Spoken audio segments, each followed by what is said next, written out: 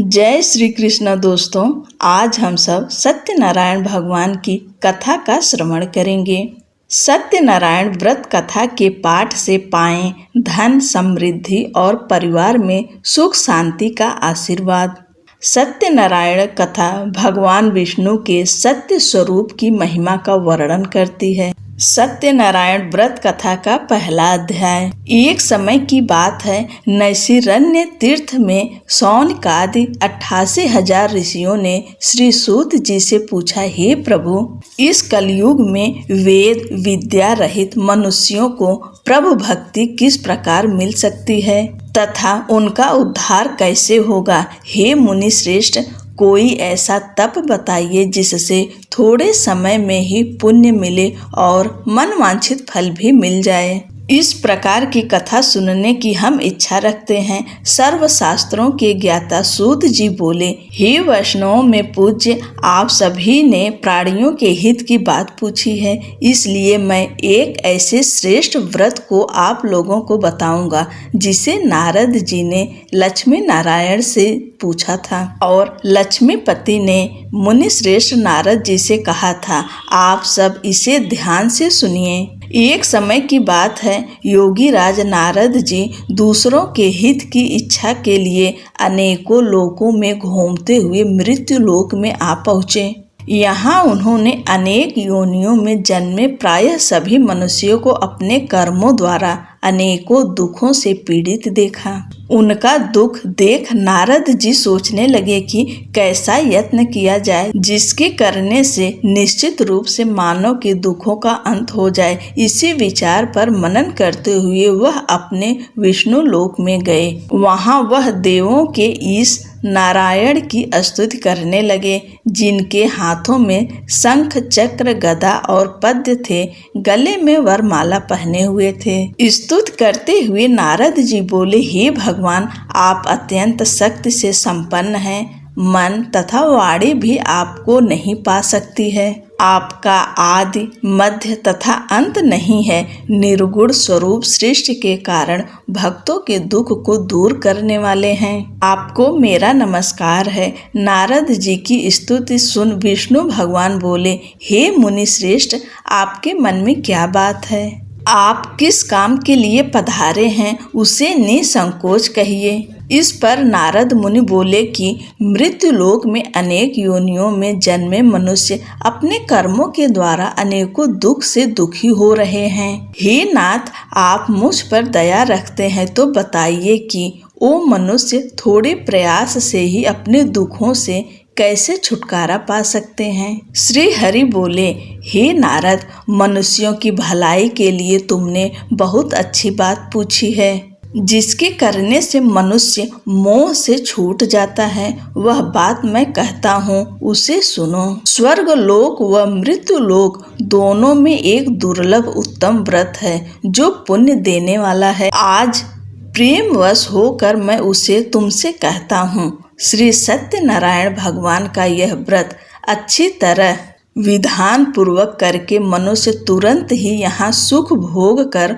मरने पर मोक्ष पाता है। श्रीहरि के वचन सुन नारद मुनि जी बोले कि उस व्रत का फल क्या है और उसका विधान क्या है। यह व्रत किसने किया था, इस व्रत को किस दिन करना चाहिए, सभी कुछ विस्तार से बताएं। नारद की बात सुनकर भगवान श्री हरि बोले, दुख व शोक को दूर करने वाला, यह सभी स्थानों पर विजय दिलाने वाला है। मानव को भक्ति व श्रद्धा के साथ शाम को श्री सत्यनारायण की पूजा धर्म परायण होकर ब्राह्मणों व बंधुओं के साथ करनी चाहिए। भक्ति भाव से ही नैवेद्य केले का फल, घी, दूध और गेहूं का आटा सवाया लें। गेहूं के स्थान पर साठी का आटा, शक्कर तथा गुड़ लेकर वह सभी भक्षण योग्य पदार्थों को मिलाकर भगवान को भोग लगाएं। ब्राह्मणों सहित बंधु बांधवों को भी भोजन कराएं। उसके बाद स्वयं भोजन करें। भजन कीर्तन के साथ भगवान की भक्ति में लीन हो जाएं। इस तरह से सत्यनारायण भगवान का यह व्रत करने पर मनुष्य की सारी इच्छाएं निश्चित रूप से पूरी होती है।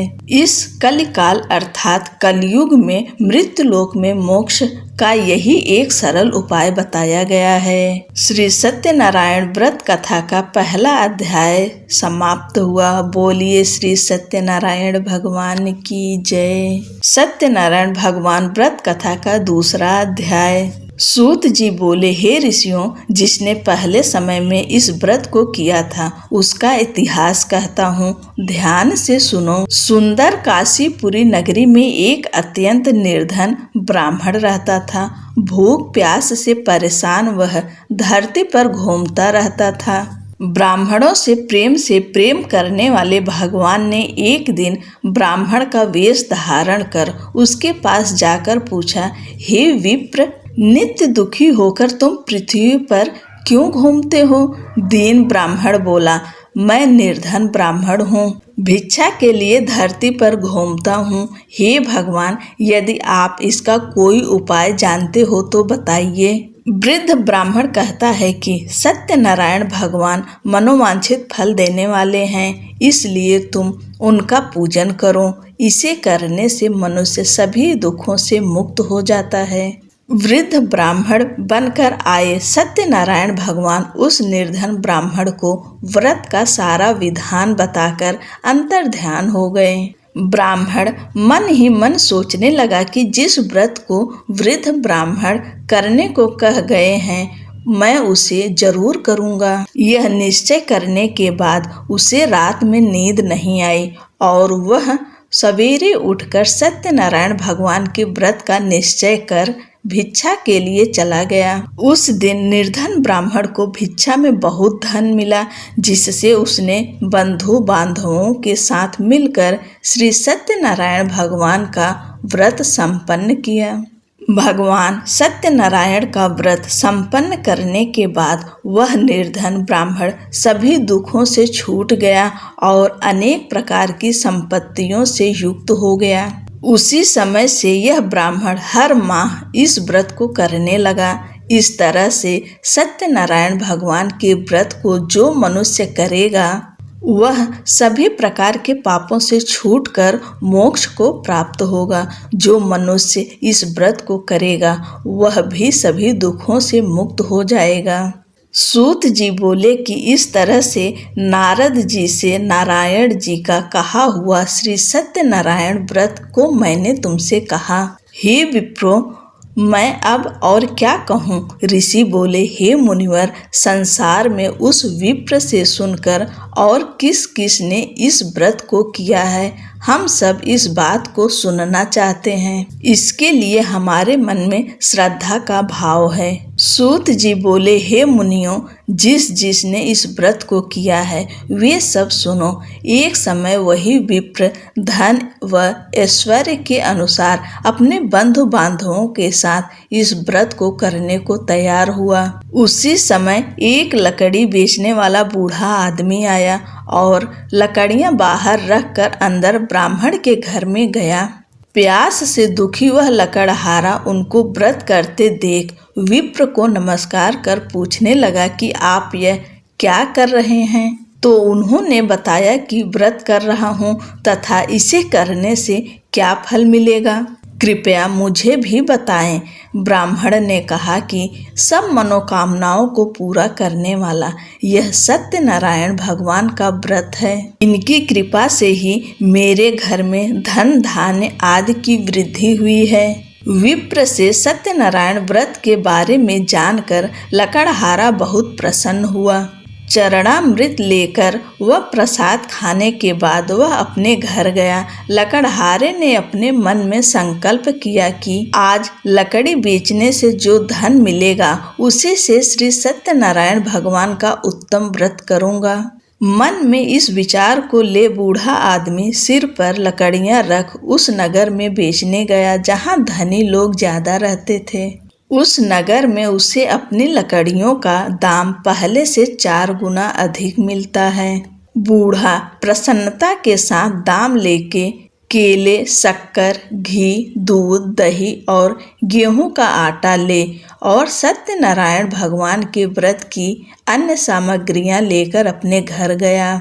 वहां उसने अपने बंधु बांधवों को बुलाकर विधि विधान से सत्यनारायण भगवान का पूजन और व्रत किया। इस व्रत के प्रभाव से वह बूढ़ा लकड़हारा धन पुत्र आदि से युक्त होकर संसार के समस्त सुख भोग अंतकाल में वैकुंठ धाम चला गया। श्री सत्यनारायण व्रत कथा का दूसरा अध्याय संपूर्ण हुआ। बोलिए श्री सत्यनारायण भगवान की जय। सत्यनारायण भगवान व्रत कथा का तीसरा अध्याय। सूत जी बोले, हे श्रेष्ठ मुनियों, अब आगे की कथा कहता हूँ। पहले समय में उल्का मुख नाम का एक बुद्धिमान राजा था। वह सत्य वक्ता और जितेंद्रिय था। प्रतिदिन देव स्थानों पर जाता और निर्धनों को धन देकर उनके कष्ट दूर करता था। उसकी पत्नी कमल के समान मुख वाली तथा सती साध्वी थी। भद्रशिला नदी के तट पर उन दोनों ने श्री सत्यनारायण भगवान का व्रत किया। उसी समय साधु नाम का एक वैश्य आया। उसके पास व्यापार करने के लिए बहुत सा धन भी था। राजा को व्रत करते देखकर विनय के साथ पूछने लगा, हे राजन, भक्ति भाव से पूर्ण होकर आप यह क्या कर रहे हैं? मैं सुनने की इच्छा रखता हूँ, तो आप मुझे बताएं। राजा बोला, हे साधु, अपने बंधु बांधवों के साथ पुत्रादि की प्राप्ति के लिए यह महाशक्तिमान श्री सत्यनारायण भगवान का व्रत व पूजन कर रहा हूँ। राजा के ऐसे वचन सुनकर साधु आदर से बोला, हे राजन, मुझे इस व्रत का सारा विधान कहिए। आपके कथा अनुसार मैं भी इस व्रत को करूँगा। मेरी भी संतान नहीं है और इस व्रत को करने से निश्चित रूप से मुझे संतान की प्राप्ति होगी। राजा से व्रत का सारा विधान सुन व्यापार से निवृत्त हो वह अपने घर गया। साधु वैश्य ने अपनी पत्नी को संतान देने वाले इस व्रत का वर्णन कह सुनाया और कहा कि जब मेरी संतान होगी तब मैं इस व्रत को करूँगा। साधु ने इस तरह के वचन अपनी पत्नी लीलावती से कहे। एक दिन लीलावती पति के साथ आनंदित हो सांसारिक धर्म में प्रवृत्त होकर सत्यनारायण भगवान की कृपा से गर्भवती हो गई। 10वें महीने में उसे गर्भ से एक सुंदर कन्या ने जन्म लिया। दिनों दिन वह ऐसे बढ़ने लगी जैसे कि शुक्ल पक्ष का चंद्रमा बढ़ता है। माता पिता ने अपनी कन्या का नाम कलावती रखा। एक दिन लीलावती ने मीठे शब्दों में अपने पति को याद दिलाया कि आपने सत्यनारायण भगवान के जिस व्रत को करने का संकल्प किया था उसे करने का समय आ गया है। आप इस व्रत को करिए। साधु बोला कि हे प्रिय, इस व्रत को मैं उसके विवाह पर करूँगा। इस प्रकार अपनी पत्नी को आश्वासन देकर वह नगर को चला गया। कलावती पिता के घर में रह वृद्धि को प्राप्त हो गई। साधु ने एक बार नगर में अपनी कन्या को सखियों के साथ देखा तो तुरंत ही दूत को बुलाया और कहा कि मेरी कन्या के योग्य वर देख कर आओ। साधु की बात सुनकर दूत कंचन नगर में पहुंचा और वहां देखभाल कर लड़की से सुयोग्य वाणिक पुत्र को ले आया। सुयोग्य लड़के को देख साधु ने बंधु बांधवों को बुलाकर अपनी पुत्री का विवाह कर दिया। लेकिन दुर्भाग्य की बात ये कि साधु ने अभी भी श्री सत्यनारायण भगवान का व्रत नहीं किया। इस पर श्री भगवान क्रोधित हो गए और श्राप दिया कि साधु को अत्यधिक दुख मिले। अपने कार्य में कुशल साधु बनिया जमाई को लेकर समुद्र के पास स्थित होकर रत्नासारपुर नगर में गया। वहां जाकर दामाद ससुर दोनों मिलकर चंद्रकेतु राजा के नगर में व्यापार करने लगे। एक दिन भगवान सत्यनारायण की माया से एक चोर राजा का धन चुराकर भाग रहा था। उसने राजा के सिपाहियों को अपना पीछा करते देख चुराया हुआ धन वहां रख दिया जहां साधु अपने जमाई के साथ ठहरा हुआ था। राजा के सिपाहियों ने साधु वैश्य के पास राजा का धन पड़ा देखा तो वह ससुर जमाई दोनों को बांधकर प्रसन्नता से राजा के पास ले गए और कहा कि उन दोनों चोरों को हम पकड़ लाएं, आप आगे की कार्यवाही की आज्ञा दें। राजा की आज्ञा से उन दोनों को कठिन कारावास में डाल दिया गया और उनका सारा धन भी उनसे छीन लिया गया। श्री सत्यनारायण भगवान के श्राप से साधु की पत्नी भी बहुत दुखी हुई। घर में जो धन रखा था उसे चोर चुरा ले गए। शारीरिक तथा मानसिक पीड़ा व भूख प्यास से अति दुखी हो अन्न की चिंता में कलावती ने ब्राह्मण के घर गई। वहां उसने श्री सत्यनारायण भगवान व्रत होते देख फिर कथा भी सुनी। वह प्रसाद ग्रहण कर वह रात को घर वापस आई। माता ने कलावती से पूछा कि हे पुत्री, अब तक तुम कहाँ थी, तेरे मन में क्या है?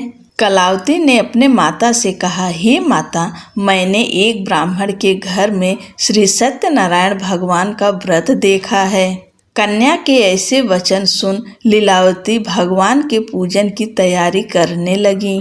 लीलावती ने परिवार व बंधुओं सहित सत्यनारायण भगवान का पूजन किया और उनसे वर मांगा कि मेरे पति तथा जमाई शीघ्र घर आ जाएं। साथ ही यह भी प्रार्थना की हम सबका अपराध क्षमा करें। श्री सत्यनारायण भगवान इस व्रत से संतुष्ट हो गए और राजा चंद्रकेतु को सपने में दर्शन दे कहा कि हे राजन, तुम उन दोनों वैश्यों को छोड़ दो और तुमने उनका जो धन लिया है उसे वापस कर दो। अगर ऐसा नहीं किया तो मैं तुम्हारा धन, राज्य व संतान सभी को नष्ट कर दूंगा। राजा को यह सब कहकर वह अंतर्ध्यान हो गए। प्रातः काल सभा में राजा ने अपना सपना सुनाया। फिर बोले कि बड़े पुत्रों को कैद से मुक्त कर सभा में लाओ। दोनों ने आते ही राजा को प्रणाम किया। राजा मीठी वाणी में बोला, हे महानुभावों, भाग्यवश ऐसा कठिन दुख तुम्हें प्राप्त हुआ है, लेकिन अब तुम्हें कोई भय नहीं है। ऐसा कह राजा ने उन दोनों को नए वस्त्राभूषण भी पहनाए और जितना धन उनका लिया था उससे दुगुना धन वापस कर दिया। दोनों वैश्य अपने घर को चल दिए। श्री सत्यनारायण व्रत कथा का तीसरा अध्याय संपूर्ण हुआ। बोलिए श्री सत्यनारायण भगवान की जय। सत्यनारायण भगवान व्रत कथा का चौथा अध्याय। सूत जी बोले, वैश्य ने मंगलाचार कर अपनी यात्रा आरंभ की और अपने नगर की ओर चल दिए। उनके थोड़ी दूर जाने पर एक दंडी वेशधारी श्री सत्यनारायण ने उनसे पूछा, हे साधु, तेरी नाव में क्या है?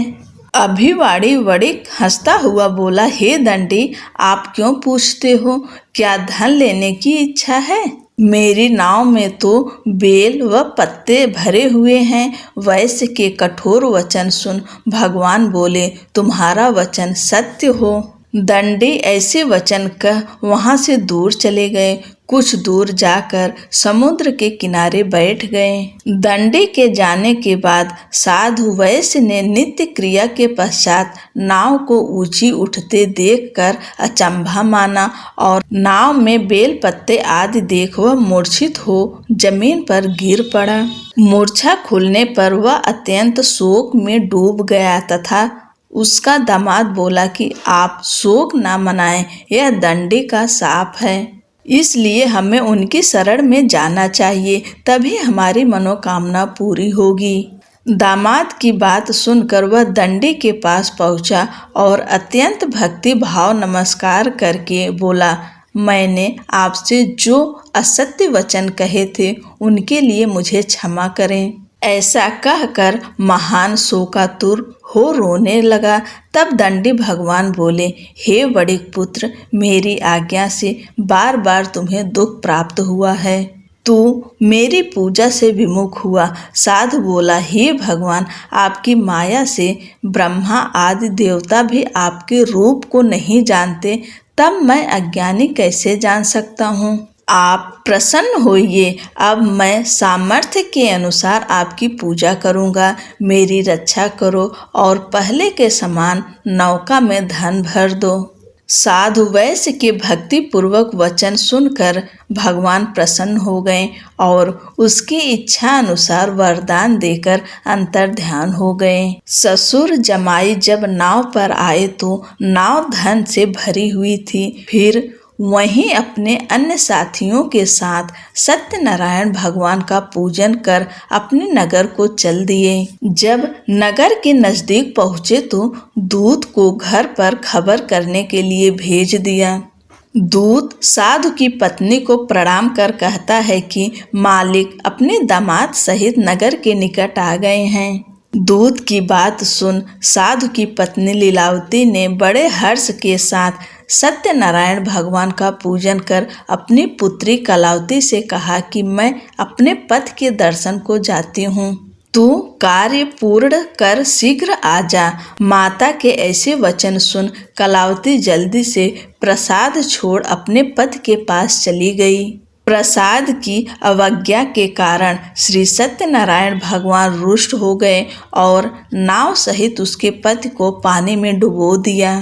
कलावती अपने पति को वहां न पाकर रोती हुई जमीन पर गिर गई। नौका को डूबा हुआ देख वह कन्या को रोता देख साधु दुखी होकर बोला, हे प्रभु, मुझसे तथा मेरे परिवार से जो भूल हुई है उसे क्षमा करें। साधु के दीन वचन सुनकर श्री सत्यनारायण भगवान प्रसन्न हो गए और आकाशवाणी हुई, हे साधु, तेरी कन्या मेरे प्रसाद को छोड़कर आई है, इसलिए उसका पति अदृश्य हो गया है। यदि वह घर जाकर प्रसाद खाकर लौटती है तो इसे इसका पति अवश्य मिलेगा। ऐसी आकाशवाणी सुन कलावती घर पहुंचकर प्रसाद खाती है और फिर आकर अपने पति के दर्शन करती है। उसके बाद साधु अपने बंधु बांधवों सहित श्री सत्यनारायण भगवान का विधि विधान से पूजा करता है। इस लोक का सुख भोग कर अंत में स्वर्ग को जाता है। श्री सत्यनारायण व्रत कथा का चौथा अध्याय संपूर्ण हुआ। बोलिए श्री सत्यनारायण भगवान की जय। सत्यनारायण भगवान व्रत की कथा का 5वां अध्याय। सूत जी बोले, हे ऋषियों, मैं और भी एक कथा सुनाता हूँ, उसे भी ध्यान पूर्वक सुनो। प्रजा पालन में लीन तुंगध्वज नाम का एक राजा था। उसने भी भगवान का प्रसाद त्याग कर बहुत ही दुख सहन किया। एक बार वन में जाकर वन्य पशुओं को मारकर वह बड़ के पेड़ के नीचे आ गया। वहां उसने ग्वालों को भक्ति भाव से अपने बंधुओं सहित सत्यनारायण भगवान का पूजन करते देखा। अभिमानवश राजा ने उन्हें देखकर भी पूजा स्थान में नहीं गया और ना ही उसने भगवान को नमस्कार किया। ग्वालों ने राजा को प्रसाद दिया, लेकिन उसने वह प्रसाद नहीं खाया और प्रसाद को वहीं छोड़ अपने नगर को चला गया। जब वह नगर में पहुंचा तो वहां सब कुछ तहस नहस हुआ पाया, तो वह शीघ्र ही समझ गया कि यह सब भगवान ने ही किया है। वह दोबारा ग्वालों के पास पहुंचा और विधि पूर्वक पूजा करके प्रसाद खाया तो श्री सत्यनारायण भगवान की कृपा से सब कुछ पहले जैसा हो गया। दीर्घ काल तक सुख भोगने के बाद मरणोपरांत उसे स्वर्गलोक की प्राप्ति हुई। जो मनुष्य परम दुर्लभ इस व्रत को करेगा तो भगवान सत्यनारायण की अनुकंपा से उसे धन धान्य की प्राप्ति होगी। निर्धन धनी हो जाता है और भय मुक्त हो जीवन जीता है। संतानहीन मनुष्यों को संतान सुख मिलता है और सारे मनोरथ पूर्ण होने पर मानव अंत काल में वैकुंठ धाम को जाता है। सूत जी बोले, जिन्होंने पहले इस व्रत को किया है, अब उनके दूसरे जन्म की कथा कहता हूँ। वृद्ध सतानंद ब्राह्मण ने सुदामा का जन्म लेकर मोक्ष की प्राप्ति की। लकड़हारे ने अगले जन्म में निषाद बनकर मोक्ष प्राप्त किया। उल्का मुख नाम का राजा दशरथ होकर वैकुंठ को गए। साधु नाम की वैश्य ने मोर ध्वज बनकर अपने पुत्र को आरे से चीरकर मोक्ष पाया। महाराज, तुंगध्वज ने स्वयंभू होकर भगवान में भक्ति युक्त हो कर्म कर मोक्ष पाया। श्री सत्यनारायण व्रत कथा का 5वां अध्याय संपूर्ण हुआ। बोलिए श्री सत्यनारायण भगवान की जय। पूरी कथा श्रवण करने के लिए आपका धन्यवाद। भगवान श्री सत्यनारायण की कृपा से आपकी हर मनोकामनाएं पूरी हो। आपको जीवन में जो कुछ भी चाहिए भगवान सब पूर्ण करें। आपका जीवन खुशियों से भरा हुआ हो। चैनल को लाइक शेयर कर दीजिए, सब्सक्राइब करना ना भूलें। जय श्री कृष्णा। राधे राधे।